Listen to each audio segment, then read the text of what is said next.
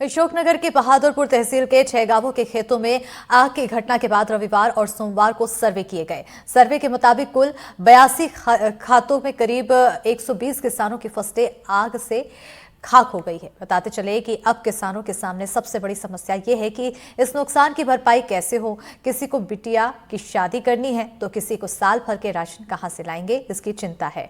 अब यहां के किसान केंद्रीय मंत्री ज्योतिरादित्य सिंधिया और सरकार से आस लगाए बैठे हैं। रिपोर्ट देखिए।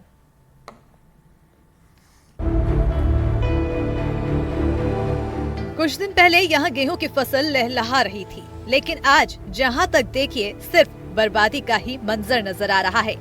एक चिंगारी भड़की और देखते ही देखते आग से 120 किसानों की फसल खाक हो गई। दरअसल अशोकनगर के बहादुरपुर तहसील के 6 गांवों के खेतों में आग लग गई, जिसमें 82 खेतों के करीब 120 किसानों की फसल बर्बाद हो गई। अब इन किसानों की सबसे बड़ी समस्या ये है कि इस नुकसान की भरपाई कैसे होगी।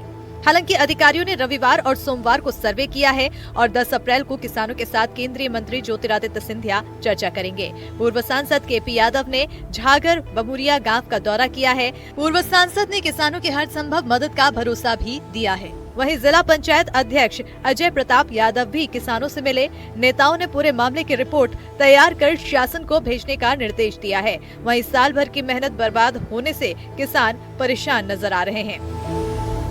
फसल की बर्बादी हो जाए और किसान परेशान ना हो, ऐसा तो हो ही नहीं सकता। दिन रात मेहनत कर जिन खेतों को सींचा और जब फल खाने की बारी आई तो सब कुछ खत्म हो जाना, ये किसानों के लिए एक त्रासदी के समान है।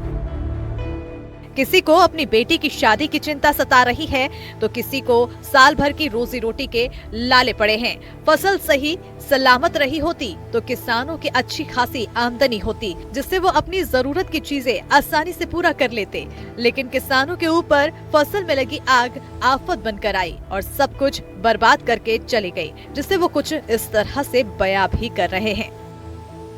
साहब मेरी तो भाई साहब 12 बीघा से जमीन खाक हो चुकी है।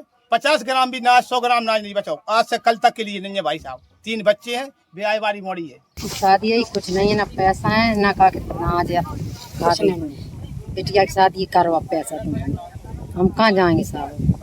सब गेहूँ जल गए सब रे। अब बच्चे भूखे हैं, अब क्या खाएं बताओ। नाज है नहीं, अनाज है नहीं है, कुछ नहीं है, ऑटो नहीं है घर में।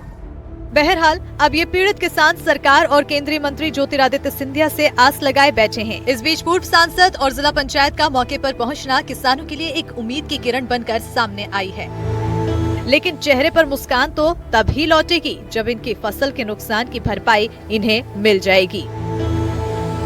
खेतों में फसल थी, साल भर की जो मेहनत होती है वो चंद सेकंडों में जलकर खाक हो गई। और अब बिटिया की शादी और उस शादी का तो चिंता है, साथ ही साथ खाने की चिंता है। तो ये जली हुई बालों को बीन कर ये महिलाएं अपने घर ले जा रही हैं। तो अब देखना होगा कि आने वाली 10 तारीख को केंद्रीय मंत्री ज्योतिरादित्य सिंधिया पीड़ित परिवारों से मिलने वाले हैं। तो कहीं ना कहीं अब पूरा का पूरा दारोमदार प्रशासन के ऊपर इन लोगों ने डाल दिया कि आखिर प्रशासन जो भी राहत देगा वो इनके लिए एक उम्मीद की किरण लेके आएगा। कुछ सालों पहले जब छुट्टियां आती थी तो किताबें सो जाती थीं और कॉमिक्स जाग जाती थीं। चाचा चौधरी का दिमाग कंप्यूटर से तेज चलता था और हमारा दिमाग गर्मियों में उन्हीं की कॉमिक्स पढ़ पढ़ के घूम जाता था। लेकिन अब के बच्चे छुट्टी में मोबाइल में खोए रहते हैं।